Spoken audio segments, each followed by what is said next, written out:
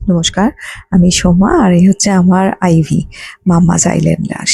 আমি রোজই ওর ভিডিও করি, আজ ভাবলাম একটা অন্য ভিডিও করি। আমার ছেলের ক্লাস 12 বোর্ড এক্সাম চলছে, যার সিট পড়েছে বামুনগাছি কেন্দ্রীয় বিদ্যালয়ে।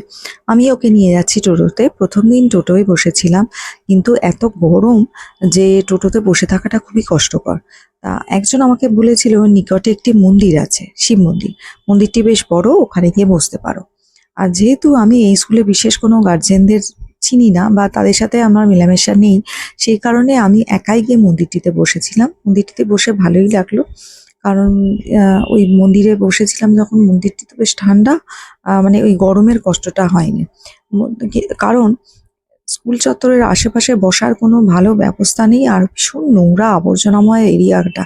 আমার দেখে খারাপই লাগলো। একটা বড় স্কুল রয়েছে, স্কুলের আশপাশটা একটু সাজানো গোছানো সুন্দর নয়। ভেতরটি ভালো, ভেতরটি যেমন স্কুল হয় তেমনই, কিন্তু আশপাশটা এমন। আর আমি খালি ভাবছিলাম ওখানে যারা থাকেন সন্ধ্যার পর কিভাবে বেরোন, কারণ আশেপাশে ঝোপঝাড়, অন্ধকার। আম, মানে এরিয়াটা আমার একেবারেই ভালো লাগেনি। যাই হোক, ওখানে যারা থাকেন তারা হয়তো ওইভাবেই থাকেন, বা তারা অভ্যেস তাদের হয়ে গেছে ওইভাবে থাকতে।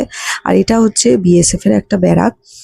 আমি যখন মন্দিরে বসেছিলাম এই ব্যারাক থেকে প্রচুর মানুষ দেখলাম, সোমবার ছিল তো, শিবের মাথায় জল ঢালতে গিয়েছিল।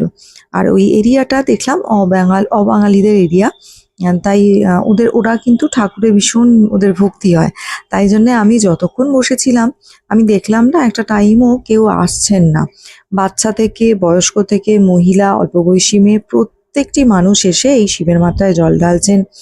ওখানে গণেশের মাথায় জল ঢালছেন, আবার মহাবীরজির, হনুমানজির ছিল, তার মাথায় জল ঢালছেন, তাকে টিপ পরাচ্ছেন।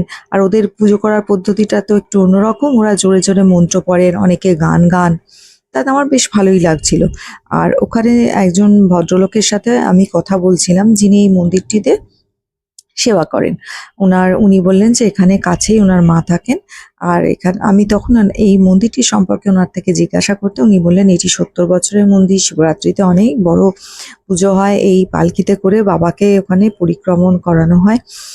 আর আম, আর প্রায় 300 মতো লোক খান। আর মন্দিরটির আশেপাশে ছোট ছোট অনেক ফুলের গাছ ছিল। এই যে ভদ্রলোক আমায় বললেন, ইনার সম্ভবত পরে একটি কথা বলছি। আর এই যে চাচি, ওখানে যখন মন্দির ধোয়া হচ্ছিল আমাকে বললেন যে তুমি ভেতরে এসে বসো, নাহলে ভিজে যাবে। আমার সাথে সকলেই খুব ভালো ব্যবহার করেছে।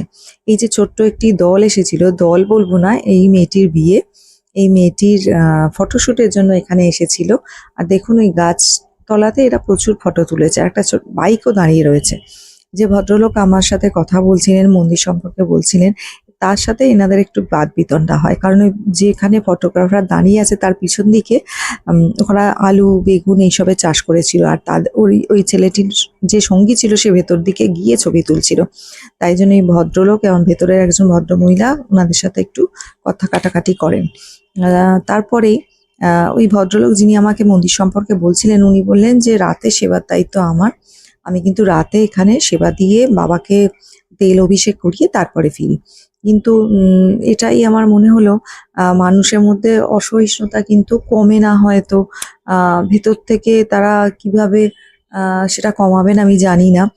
কারণ যেহেতু কথা কাটাকাটি হয়েছে, এই ফটোগ্রাফার এক ভদ্রলোক বললেন যে এই বাইকটা একটু সরিয়ে দেবেন। উনি মুখে বললেন হ্যাঁ সরিয়ে দেবো, কিন্তু তারপরে ভেতর দিকে গিয়ে বললেন যে হ্যাঁ আমি মোটেই সরাবো না, বলে ভেতরে গিয়ে বসে রইলেন।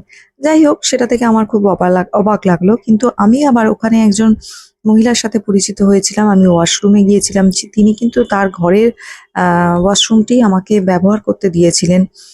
এবং উনি খুব যে শিক্ষিত বিদুষী মহিলা তা নয়, তার ব্যবহারটি আমার খুব ভালো লেগেছিল। আমি বলেছিলাম দিদি, আম, আপনি তো আমাকে আপনার প্রপার্টি ইউজ করতে দিলেন, আমি একটু মিষ্টি খাওয়ার টাকা দিই। বললেন না না, মুখ মিষ্টিটাই তো আসল, ওসব কিছু দিতে হবে।